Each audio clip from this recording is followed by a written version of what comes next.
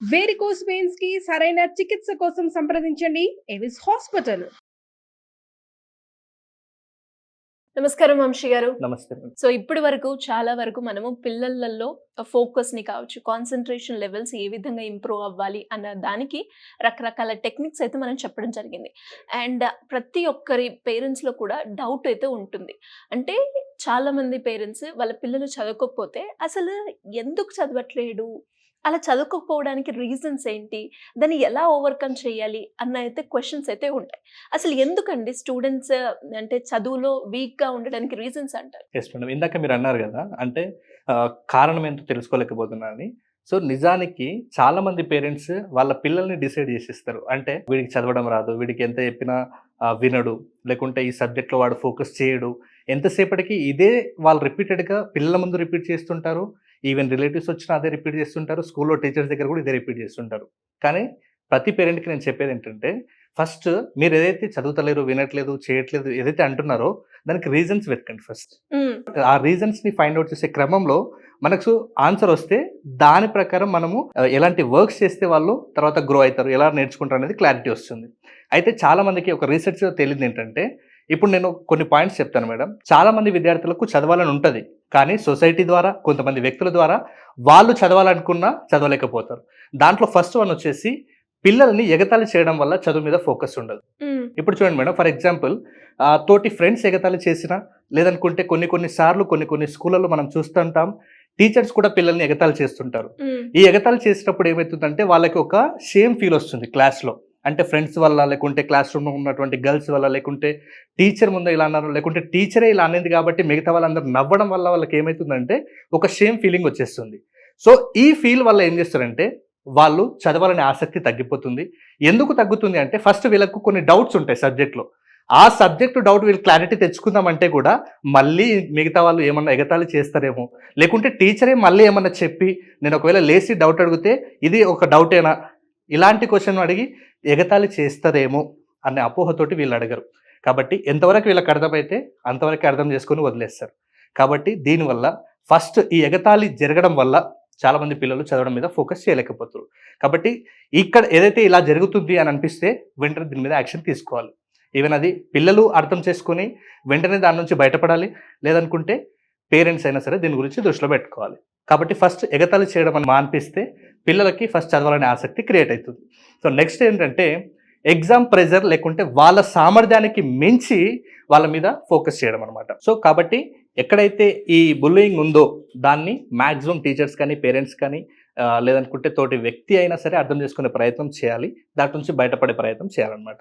So next వచ్చేసి teaching learning materials టీచర్కి ఎలాగైతే ఉంటుందో అలాగే చాలా మంది ఇప్పుడు ఫర్ ఎగ్జాంపుల్ టీఎల్ఎం అంటారు దీన్ని, టీచింగ్ లెర్నింగ్ మెటీరియల్ అంటే ప్రతి టీచర్ కూడా టీచ్ చేయడానికి కొన్ని టీచింగ్ మెథడ్స్ యూజ్ చేస్తుంది. అయితే ఆ లెసన్స్ని పిల్లలందరికీ కూడా ఈ మధ్యకాలంలో ఒకటే టీచింగ్ మెథడ్లో ఫాలో అవుతున్నారు అనమాట చాలా స్కూల్స్, టీచర్స్ వాళ్ళు.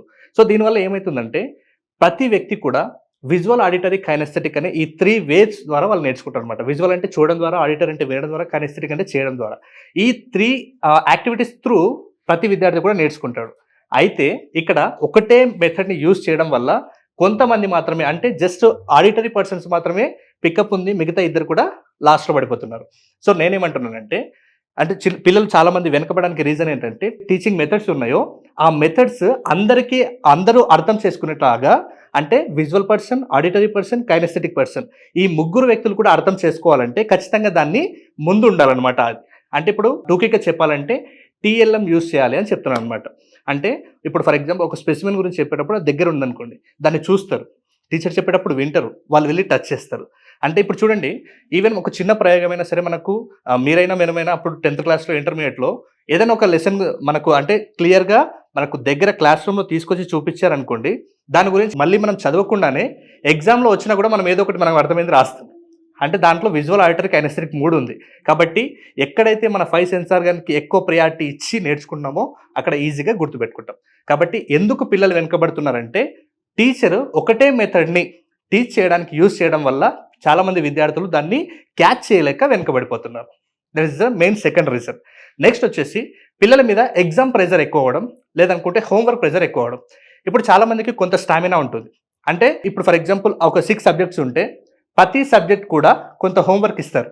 ఆ హోంవర్క్ ఇచ్చిన తర్వాత పిల్లల కెపాసిటీకి తగ్గట్టుగా వాళ్ళు ఆ టైంలో ఇన్ టైంలో కంప్లీట్ చేస్తే ఓకే, నెక్స్ట్ డే స్కూల్కి ప్రశాంతంగా వెళ్తారు.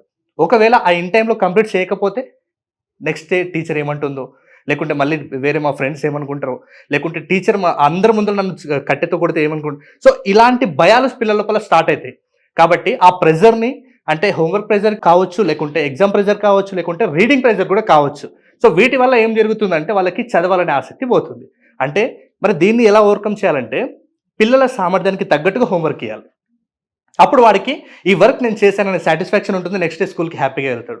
ఇప్పుడు ఒక 2 లెసన్స్ చదువుకుని రమ్మన్నప్పుడు వీడు ఒకటే ఆన్సర్ చదివే కెపాసిటీ వీడిది అయితే నెక్స్ట్ మిగతా స్కూల్కి వెళ్ళినప్పుడు లేకుంటే కాలేజ్కి వెళ్ళినప్పుడు టీచర్ నన్ను ఏమంటారు, ఆ ప్రిన్సిపల్ నన్ను ఏమంటారు, క్లాస్ రూమ్లో నా పరువు పోతుంది. సో ఇలాంటి అపోహల వల్ల వాళ్ళ సామర్థ్యానికి తక్కువ సామర్థ్యం ఉన్న వాళ్ళు ఎక్కువ సామర్థ్యంతో రీచ్ అవ్వలేక వాళ్ళు స్టడీస్లో వెనుకబడిపోతున్నారు అనమాట. కాబట్టి ఇది చాలా ఇంపార్టెంట్ రీజన్స్ అనమాట ఈ 3. దెన్ నెక్స్ట్ వచ్చేసి పిల్లలు స్టడీస్లో వెనకబడడానికి రీజన్ వచ్చేసి ఫ్రెండ్స్ మేడం. అంటే ఇప్పుడు మనం బాగుపడాలన్నా కొంతవరకు పతనం అవుతున్నామన్నా దానికి రీజన్ ఖచ్చితంగా ఫ్రెండ్స్. ఇప్పుడు మామూలుగా సైకాలజీలో ఏమంటామంటే నీ చుట్టూ ఉండే ఒక 4 మెంబర్స్ లేదా 5 మెంబర్సే నువ్వేంటో చెప్పగలుగుతాం అనమాట. సో నేనేమంటానంటే ఇప్పుడు స్టడీస్ మీద ఫోకస్ ఉండి ఫ్యూచర్ పట్ల ఒక విజన్ గోల్ ఉన్న వ్యక్తులు నీ ఫ్రెండ్స్ అయితే నువ్వు కూడా అదే ప్రకారం స్టడీస్లో ముందుకు పోతావు. లేదు నీ ఫ్రెండ్స్ బ్యాడ్ హ్యాబిట్స్ ఉన్న వాళ్ళు అయితే, ఒక 3 మెంబర్స్ బ్యాడ్ హ్యాబిట్స్ ఉన్న వాళ్ళు అయితే నెక్స్ట్ నువ్వు యాడ్ అయితే 4th మెంబర్వి నువ్వే అవుతావు. కాబట్టి ఫ్రెండ్స్ అనేది చాలా మ్యాటర్ అవుతుంది. అక్కడ ఉన్నటువంటి ఆ ఎన్వైర్న్మెంట్ కూడా చాలా మ్యాటర్ అవుతుంది. అంటే చుట్టుపక్కల అందరు ఎలాంటి వాళ్ళు ఉన్నారు, అందరూ చదివే వాళ్ళు ఉన్నారా, లేకపోతే జస్ట్ టైం పాస్ చేసి ఎంజాయ్ చేసే వాళ్ళు ఉన్నారా. కాబట్టి ఈ ఫ్రెండ్స్ వల్ల కూడా చాలా మంది వెనకబడిపోతున్నారు స్టడీస్ వల్ల. అంటే మంచి ఫ్రెండ్స్ ఉంటే ముందర వెళ్ళొచ్చు, ఒకవేళ లేదు టైం వేస్ట్ టైం పాస్ చేసే ఫ్రెండ్స్ ఉంటే వాళ్ళలాగానే ఇతను కూడా చేస్తాడు. సో నెక్స్ట్ వచ్చేసి చాలా మంది పిల్లలకి లెర్నింగ్ డిజబిలిటీస్ ఉంటాయి మేడం. అంటే ADHD కావచ్చు, డిస్లెక్సియా, డిస్గ్రాఫియా, డిస్కాల్కులియా ఇలాంటివి చాలా ఉంటాయి. కొంతమందికి కంటి చూపు అంత మెరుగ్గా ఉండదు. ఇప్పుడు ఫర్ ఎగ్జాంపుల్ క్లాస్ రూమ్లో సార్ లెసన్ చెప్పేటప్పుడు ఆ బాబుకి అసలు తెలీదు, అంటే నాకు సరిగా కళ్ళు కనిపిస్తలే అనే విషయాన్ని కూడా గుర్తించలేని సిచ్యువేషన్లో ఆ బాబు ఉన్నప్పుడు జస్ట్ ఇప్పుడు ఆ చెప్పలేని సిచ్యువేషన్, ఇంటికి వెళ్ళి అమ్మ నాన్నకి ఏం చెప్పాలో తెలియదు, అలాగని స్కూల్లో లేకుంటే క్లాస్ రూమ్లో ముందు వెళ్ళి కూర్చున్నామంటే కూడా సీటింగ్ ఇవ్వకపోవచ్చు. సో అలాంటి పిల్లలు ఏం చేస్తారంటే జస్ట్ ఎంతవరకు అర్థమవుతుందో అంతవరకు మాత్రమే అర్థం చేసుకుంటారు. ఇప్పుడు ఫర్ ఎగ్జాంపుల్ డిస్గ్రాఫియా ఉంది, సో వాళ్ళకి అక్కడ కనెక్షన్స్ ఆ చేసే కెపాసిటీ ఉండదు. అలాంటి వ్యక్తుల్ని రాయండి అని ఎంత ఫోర్స్ చేసినా కూడా వాళ్ళు రారు.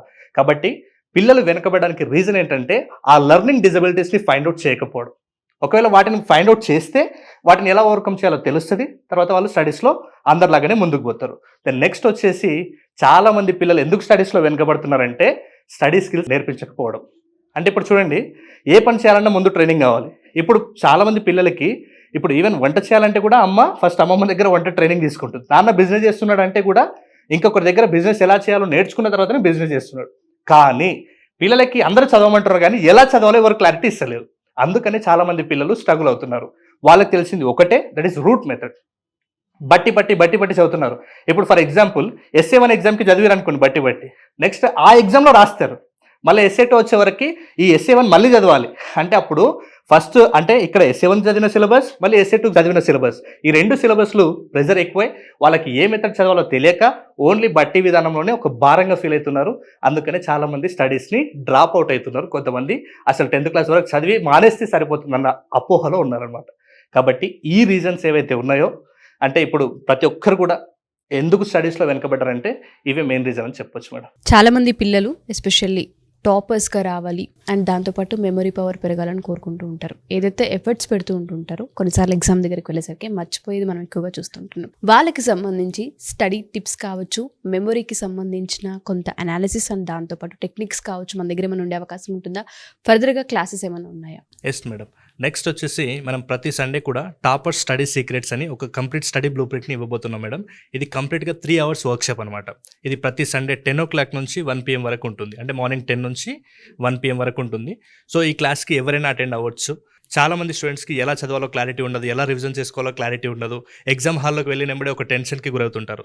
సో ఇలాంటి అందరి కోసమే అంటే చాలా ఈజీ వేలో అందరూ ఇలాంటి టెక్నిక్స్ నేర్చుకొని అందరూ సక్సెస్ఫుల్గా మార్క్స్ తీసుకొచ్చుకోవాలని ఈ study secrets, topper study secrets అనేది వర్క్షాప్ని డిజైన్ చేయడం జరిగింది. ఇది 3 hours ఉంటుంది madam. Okay, every Sunday 10 to 1 PM వరకు. 10 to 1 PM దీని కాస్ట్ వచ్చేసి అందరికీ రీజనబుల్గా ఉండాలనేసి జస్ట్ 199 రూపీస్ మాత్రమే. 199 రూపీస్ మాత్రమే. సో ఎవరైనా సరే అప్రోచ్ అవ్వచ్చు.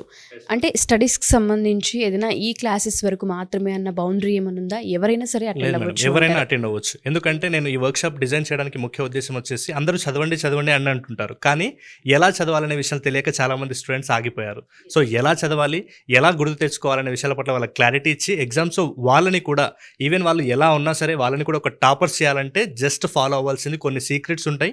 ఆ సీక్రెట్స్ తోటి నేను 3 hours వర్క్షాప్ని డిజైన్ చేశాను అనమాట. డెఫినెట్గా. సో ఎవరైనా సరే ఈ వీడియో కనుక చూస్తూ ఉంటే అటు పేరెంట్స్ అయినా సరే పిల్లలైనా సరే ఒకవేళ మీ పిల్లల్ని కూడా ఈ క్లాసెస్లో ఈ వర్క్షాప్లో జాయిన్ చేయించాలి అనుకుంటే ఎవ్రీ సండే 10 to 1 అంటే 3 hours సెషన్స్ తీసుకోవడం జరుగుతూ ఉంటుంది. చాలా పెద్ద ఇంపాక్ట్ని క్రియేట్ చేసే అవకాశం ఉంటూ ఉంటుంది. ఇంతకుముందు ఫీడ్బ్యాక్స్ మీరు చూసినా మీకు ఒక ఐడియా ఉండొచ్చు.